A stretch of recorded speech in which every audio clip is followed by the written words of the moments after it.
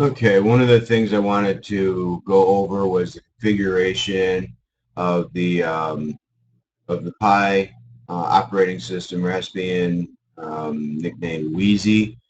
And so here's my notes on the configuration text and different things that can be in there. This I had gotten from, oh, let's see if I get the wrong thing here. I had gotten from elinux.org, and then the RPI configuration text. Um, so on here it is, the RPI Wheezy, and what I'm going to do is I already have it open. I'll actually go ahead and exit out so that you can see sudo command line edit the text is sudo nano, and it's in the boot subdirectory, and just config text. Enter that gives you the command line for editor, which is nano, and here you can make all your changes. This is mine in here. There's not a lot of changes that I've made. I left a lot of things at default. And one of them was I just changed the overscan. I actually made the disable overscan false, so it will overscan. And reason being is when it came up at default, I used to have black boxes around. I know it shows black boxes now, but that's because I have a 1280-720 going onto a large screen, which is why my VNC is showing smaller than my actual screen. But the changing the overscan to -40 across everything, when I plug this directly into my monitor, widescreen monitor, it fills up the whole screen. With it coming in through the VNC, it really doesn't make a difference. But I never made the changes. Only because on boot up I do use the actual monitor instead of loading in. That's pretty much the only different changes I've made in mine.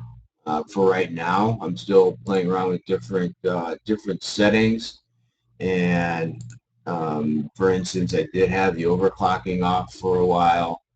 I gotta put it up to 800, play with it a little bit. I had one little tiny instability issue, but I'm not sure if it was the overclocking or me messing around while I was in it. And then in this that I picked up off of eLinux, it breaks down on different changes. So like the HDMI or video that you can, different configurations, what works, you know, for the monitor that you have connected up to it, because this has a wide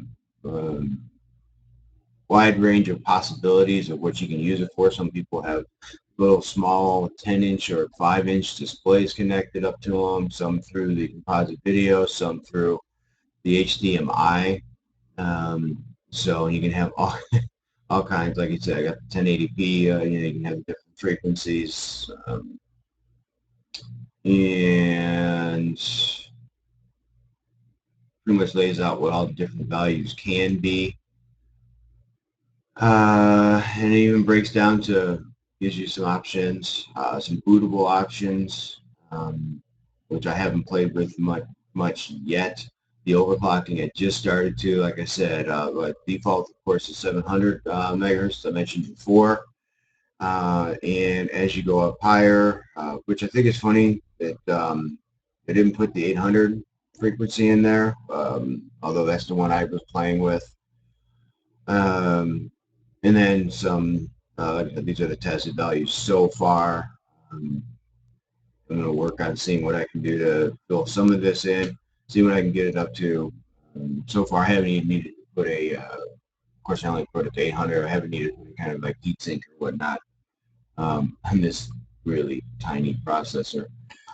But that's right for right now, the information I've got on the config text. As I make different changes in my own and see what the outcomes are, I'll be updating